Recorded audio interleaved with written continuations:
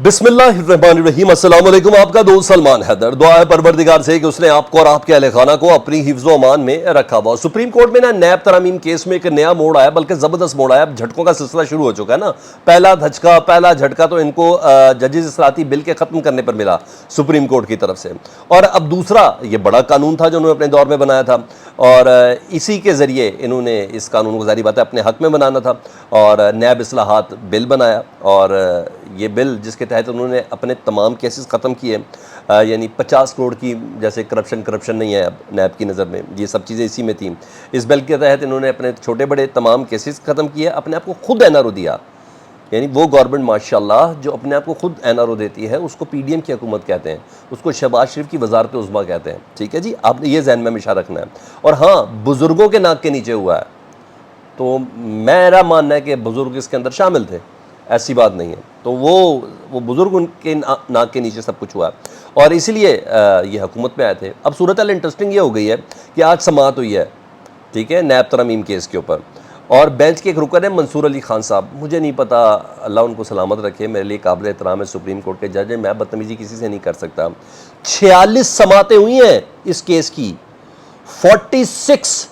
46 سماعتوں کے بعد آج وہ یہ کہہ رہے ہیں کہ مجھے ایسا لگتا ہے کہ اس کیس کے اوپر فل کورٹ بینچ بننا چاہیے۔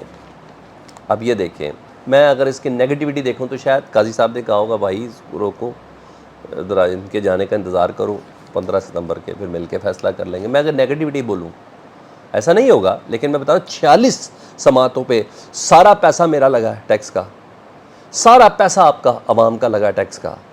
46 سماعتیں ضائع، اب نئے سرے سے فل کورٹ شروع کرے، سر کمال نہیں ہو گیا؟ لیکن منصور علی خان صاحب نے کہا، کیونکہ یہ ان کا گروپ بھی دوسرا ہی کہلاتا، تو اور اب انہوں نے کہا کہ اس پر فل کورٹ بننا چاہیے، ایسے کام نہیں چلے گا۔ اچھا جی، اچھا، حیرانگی اور مذاق خیز بات تو یہ ہے، لیکن تنقید بھی اس میں بہت زیادہ ہو رہی ہے۔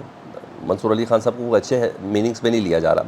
چیف جسٹس عمر عطا بندیال صاحب کہتے ہیں کہ یہ کیس میرے لیے بہت عام ہے، میں اس طریقے سے اس کو پش بیک نہیں کر سکتا، اور میری ریٹائرمنٹ بھی قریب ہے، فیصلہ مجھے ہر صورت دینا ریٹائرمنٹ سے پہلے۔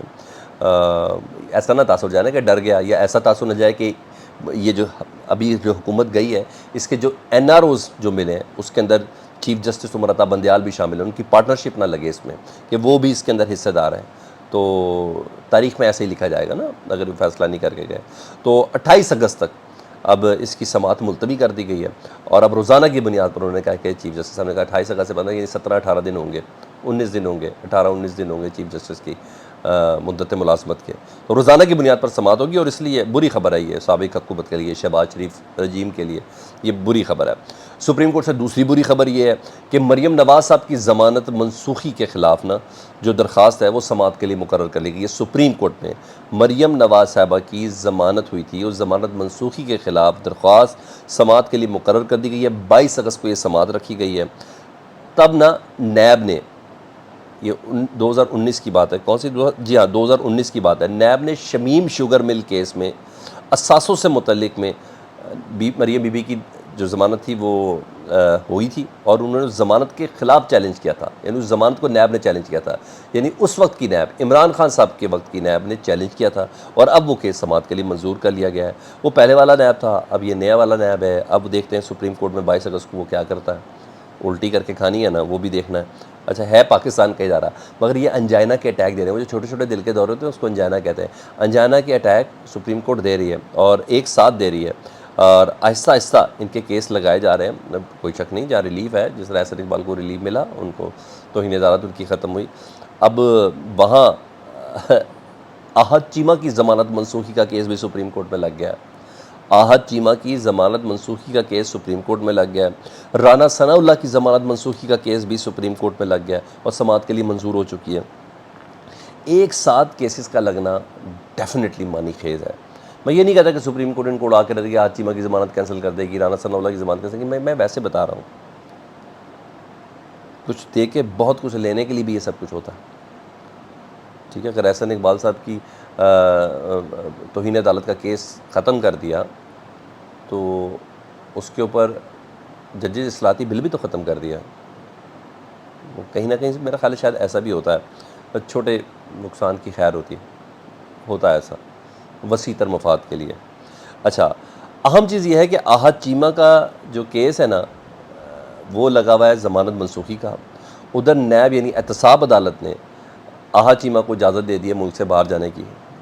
ادھر کیس لگا ضمانت کیسل کا, ادھر احتساب عدالت جا رہے. وہ منسٹر بن گئے نا کل احد چیمہ صاحب, وہ منسٹر بن گئے. تو جب منسٹر بن گئے تو آپ ذرا دیکھ لیں, تو وہ تو منسٹر کی حیثیت تو بیرون ملک جانے کی اجازت ان کو مانگی, وہ مل گئی, تو جب احتساب عدالت نے اجازت دے دی. آپ ذرا سسٹم دیکھ لیں ہمارا, اس طریقے سے مزیدار طریقے سے ہمارا سسٹم موو کر رہا ہوتا ہے.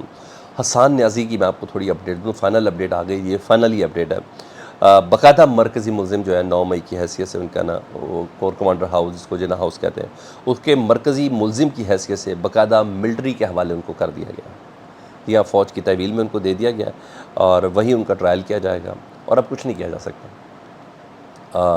حفیظ اللہ نیازی صاحب نے بہت کوشش کی, وہ کوشش کر بھی رہے ہیں. ابھی کل یا پرسوں آرمی چیف سے بھی وہ ملے ہیں ایک فنکشن کے اندر, 14 اگست کا فنکشن تھا اس میں ملے ہیں, کوشش تو کر رہے ہیں. اور آج کا کالم بھی ان کا جنگ میں چھپا ہوا ہے, آخر میں وہ کہہ رہے ہیں میرے بیٹے کو انصاف دیا جائے. تو مگر جب تک یہ فوجی عدالتوں کا ٹرائل کے حوالے سے جو کیس ہے نا کہ یہ فوجی عدالتیں ہونی چاہیے نہیں ہونی چاہیے, ان کے اوپر سال 9 مئی کے حوالے سے ٹرائل ہونا چاہیے نہیں ہونا چاہیے, اس کا فیصلہ جب تک سپریم کورٹ نہیں کرے گا, جو مجھے نہیں لگتا عمر عطا بندیال صاحب کریں گے, کر دیں تو زبردست ہو جائے گا, تب تک تو حسان اللہ نیازی سے آپ ہاتھ پیر دو بیٹھیں, کیونکہ یہ بھی انہی لوگوں کے ساتھ ہوں گے 102 کا 103واں نمبر کہ وہ اندر ہی رہیں گے. ہاں حفیظ اللہ نیازی صاحب کوشش کر رہے ہیں, انہوں نے موقع بھی بدلنا شروع کیا ہے. کل ہی ایک انٹرویو میں انہوں نے کہا کہ عمران خان مزید مضبوط ہوگا, یہ گرمی شرمی یہ وہ دھوپ, انہوں نے کہا ساری عمر گراؤنڈ میں ہی رہا ہے, ایک نئی چیز بن کے سامنے آئے گا. تو اب انہوں نے تھوڑا سا ذرا جب اپنے دل کو لگتی ہے تو بہت سی چیزیں سمجھ بھی آ رہی ہوتی ہیں. تو بہرحال انہوں نے یہ کہا, مگر میں نے آپ کو بتا دوں کہ حسان نیازی یہ مین ایکیوزڈ ہے, اور یہ تو بڑی عزت و ناک کا مسئلہ تھا 9 مئی کے حوالے سے, انصاف کا اندر دینا, ان کو پکڑنا, کہ انہوں نے کور کمانڈرز کی یونیفارم بلکہ ٹراؤزر تھا اس کو لہرایا تھا, یہ چیز تھی. دوسرا حفیظ اللہ نیازی صاحب کی جہاں کوشش جاری ہے وہاں مردم شماری کے حوالے سے میں آپ کو بڑی زبردست خبر دینے لگا ہوں جی. الیکشن کے حوالے سے مردم شماری اور عام انتخابات 90 دن کی جو سب بائنڈنگ ہے نا, تو اس کو عام انتخابات کو مردم شماری کے ساتھ جو اٹیچ کیا جا رہا ہے. وکلا نے تحریک کا اعلان کر دیا جی. یہ تھی وہ تحریک جس سے متعلق میں کہہ رہا تھا کہ یہ وکلا اس کو لیڈ کریں گے, اور عمران خان صاحب بار بار کہہ رہے تھے کہ میں اپنی ٹکٹیں تک وکلا کو دوں گا پی ٹی آئی کی. تو میرے خیال ہے اس تحریک نے اعلان کر دیا, اور پاکستان بار کونسل نے اعلان کیا ہے کہ اگر آئین کے مطابق 90 دن کے اندر الیکشن نہیں ہوئے, اس کا اعلان نہیں کیا, تو وکلا سڑکوں پہ نکلیں گے. اچھا یہ ہے پاکستان بار کونسل. کل سپریم کورٹ بار کونسل نے سپریم کورٹ میں چیلنج کر دیا ہے الیکشن کمیشن کے اس فیصلے کو کہ جب تک نئی حلقہ بندیاں نہیں ہوں گی تب تک الیکشن نہیں ہوں گے. Supreme court bar supreme court کے سامنے, پاکستان بار سپریم کورٹ کے سامنے اور سڑک پہ. تیسرا پیپلز پارٹی نے اعلان کیا دیا کہ 90 دن کے اندر انتخاب چاہیے. تو یہ کوئی چھوٹی بات نہیں ہے. پی ٹی آئی تو آلریڈی سب سے پہلے لے کے گئی ہے سارے معاملے کو. اٹ میٹرز اے لاٹ. اوپر سے علی ظفر ہیں بیرسٹر صاحب, انہوں نے تو کمال ہی کام کر دیا جی. صرف آپ اتنا بتا دو, یہ صرف وکلا سپریم کورٹ کے پیچھے کھڑے ہوتے ہیں نا 2008 کی طرح افتخار چودھری صاحب والے معاملے میں, اور کوئی چکر نہیں, وہ بھی تو مشرف کے آگے ہی کھڑے ہوئے تھے نا, وہی تو پورے سسٹم کے آگے کھڑے ہوئے تھے. کیا ہوا آخر میں, بحال کروایا. ہاں جی, یہ اس طرف جا رہی ہے چیز, اس بات کو بھی میرے لکھ لیں کہیں, یہ اس طرف جا رہی ہے چیز.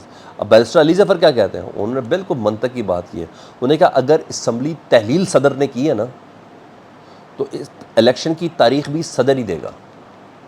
انہوں نے کچھ قانون میں کیا نا, ابھی بہت اس میں بہت ایمبیگوٹیز ہیں. ابھی انہوں نے الیکشن کمیشن نے بہت بڑا اپنی طرف سے کام ڈالا ہے, ابھی اس میں بہت ہے, اس کی تشریحات بھی سپریم کورٹ کے اندر جانی ہے. تو انہوں نے کہا کہ الیکشن کمیشن کے پاس یہ اختیار ہی نہیں ہے کہ وہ الیکشن کی تاریخ دے. الیکشن کا اختیار اس کا ہے, وہ ہے صدر مملکت. اسمبلی تحلیل اگر انہوں نے کیا تو اختیار بھی انہی کے پاس ہے, اور تاریخ وہی دے گا.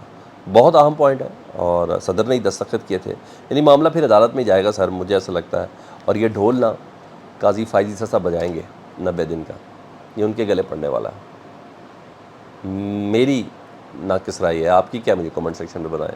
اپنا بہت زیادہ خیال رکھیں, فیڈ بیک سے متعلق آگے کریں. چینل دیکھیں تو چینل سبسکرائب کر دیں. اللہم صلی علی محمد و آل محمد.